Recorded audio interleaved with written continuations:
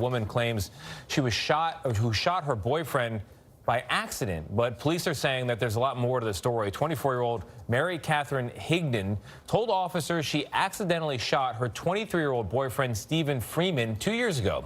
They were high school sweethearts, but Higdon's murder trial revealed their relationship had grown toxic. David Begnaud spoke exclusively with Higdon for tonight's 48 Hours Suspicion. It was August 1st, 2018. I get a call from one of my investigators.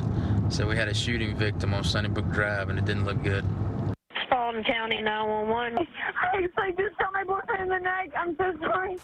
When Lieutenant Chris Wilson arrived at the scene, he found Mary Catherine Higdon frantic as first responders tried to save the life of her boyfriend, Stephen Freeman. Just tell me he's alive. Stephen died. Mary Catherine told police that her gun went off accidentally as she was handing it to Stephen, who had been sitting on a mattress in their living room.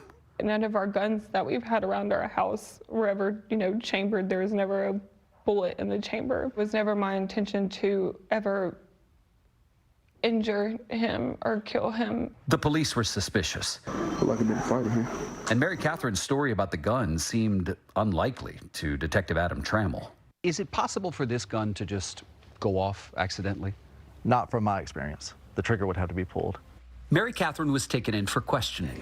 Police didn't believe her, and after confronting her, they say she confessed. She said, I did it out of anger. Yeah, just like that. Thinking they had the confession on tape, Mary Catherine was arrested. But there was a big problem with the recording. Yeah, I think it was. We can't hear it. But prosecutor Kate Leonard says they had plenty of other evidence. The state contended the couple's relationship was unraveling, and Mary Catherine shot Stephen in anger after he hadn't come home for dinner and ignored her calls and text messages. The defense called Mary Catherine Higdon. At trial, Mary Catherine claimed she was the victim of an abusive boyfriend.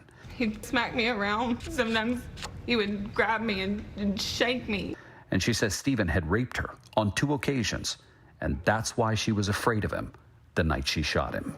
She had never told anyone that before, and he can't defend himself. Mary Catherine insists she was embarrassed to tell the police that Stephen had a history of violence toward her. What would a jury believe? Wow, and David Begnaud joins us now. David, I want to talk about that alleged confession tape. Police say it happened, but the tape apparently went blank. What happened to that tape, and how did it affect the outcome of the case?